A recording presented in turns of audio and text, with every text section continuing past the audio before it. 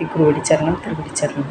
ஆக்கமும் ஆன்மீகமும் ஓர் அற்புதமான தொழில். நேர்களே, கோவிலில் பிரசாதம் கொடுக்குறாங்க. அந்த பிரசாதத்தை தொண்டர்கள் எல்லோரும் வாங்கிட்டு போகிறா. தொண்டையில் கொடுக்குறதுனால இப்படி வாங்கிட்டு போகிறா. சிந்திடுது. அதாவது ஒரு சிலருக்கு இப்படி போகிற வழியெல்லாம் சிந்தும். நானே ஒரு தடவை செஞ்சுருக்கேன், நேர்களே, எடுத்து போட்டிருக்கேன். ஆனால் அவ்வளோவா எடுத்து போட முடியாது, கொஞ்சம் கீழே இருக்கும். நானும் மிதிப்படக்கூடாதுன்னு திரட்டிடுவேன். மேக்ஸிமம் 1-2 இருக்கும். இப்படியே சுற்றுப்பிரகாரம் ஃபுல்லும் இருக்கும். அதாவது எல்லோரும் சிந்திட்டு போகிறோம். அப்போ ஒரு நாள் அந்த நாய் இதை பார்த்துட்டு சுற்றி சாப்பிட்டுட்டு வந்துடும். இப்படி சாப்பிட்டுட்டு வரப்போ ஒவ்வொரு தடவையும் இப்படி 5 சுற்று இப்படி வந்துருக்கான். சாப்பிட்டுட்டே தான் வந்ததான். அந்த கோவிலில் இருக்கிற நாய் கீழே இருக்கிற பிரசாதத்தை இப்படி சாப்பிட்டுட்டே வந்தது. ஒரு நாள் இறந்துடுத்து நாய் கோவில். இப்போ எமதூதர் எடுத்துகிட்டு போகிறான்.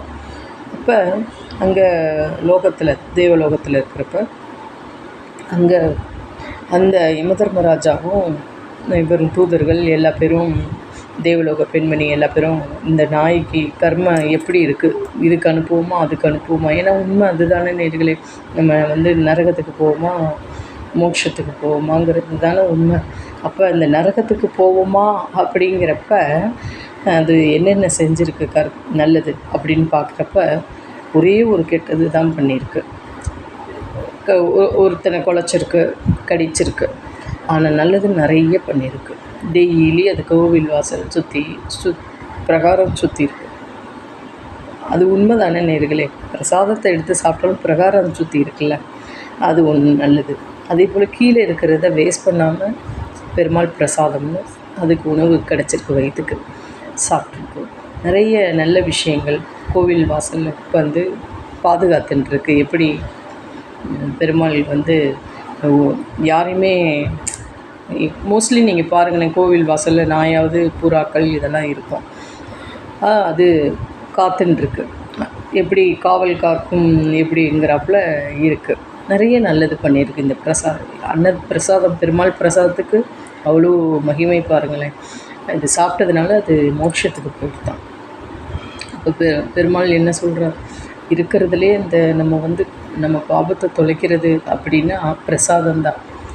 ஒரு சிலருக்கு காரியம் சக்ஸஸ் ஆனால் கொடுத்து வழி அனுப்பி வைப்பான். இப்போ எங்கள் ஊர் சித்திரை திருநாளில் பெருமாள் வரப்போ எங்களால் முடிஞ்சது ஏதோ ஒன்று இது பண்ணி பண்ணுவோம்.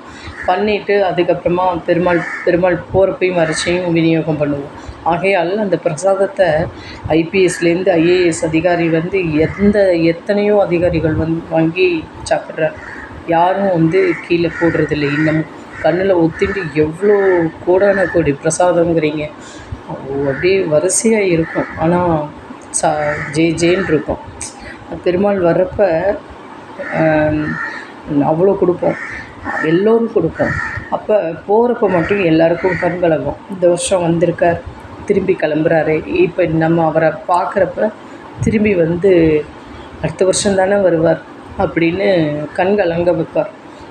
எங்கள் கூடயே இருக்கக்கூடாது. ஏன்னா நம்ம அவரை தேடி போகிறோம், ஆனால் நம்மளை தேடி வர்றது வருஷத்துக்கு ஒரு தடவை மட்டும்தானே. அதனால் அந்த இது கண்கலங்க வைப்பார். அந்த அதிகாரிகள்லாம் எங்கள்கிட்ட வாங்குறப்ப கொடுங்கம்மா அப்படிம்பார். அது கண்கலங்க வைக்கும். ஆக பாரபட்சம் இல்லாமல் அந்த பெருமாள் பிரசாதம் இருக்கிறது பெருமாள் பிரசாதம் மட்டும்தான். ஆகையால் மோட்சத்துக்கு போகிற அளவு பலன் இருக்கும். போதாதா நம்மளுக்கு? அவனுக்கு அவனோட திருவடியை நம்ம தொட்டு சேவை செய்கிறதுக்கு போதாதா? பிரசாதம் வாங்கி சாப்பிட்றதுக்கு போதாதா?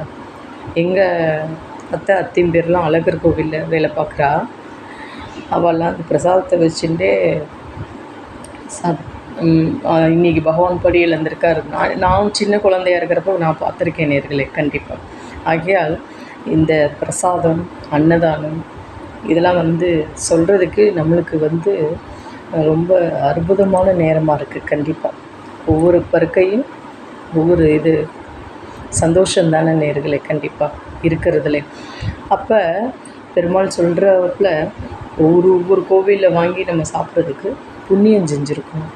அது நல்லா இருக்கோ, உப்பு இருக்கோ, புளிப்பு இருக்கோ எதுவுமே சொல்ல மாட்டோம். அது மட்டும் டக்குன்னு சாப்பிட்ருவோம். கண்டிப்பாக அதுக்கு அதோட பலனே அதிகம். கண்டிப்பாக சொல்ல மிகையாகாது. ஆகையால் ஒவ்வொரு கோவிலுக்கு போகிறப்பையும் ஒவ்வொரு பிரசாதம் நம்ம சாப்பிடுவோம். கண்டிப்பாக நம்மளுக்கு பெருமாள் கண்டிப்பாக நல்ல ஒரு திவ்யமான வாழ்க்கை நம்மளுக்கு உண்டு நேயர்களே. கண்டிப்பாக. ஓம் சக்தி.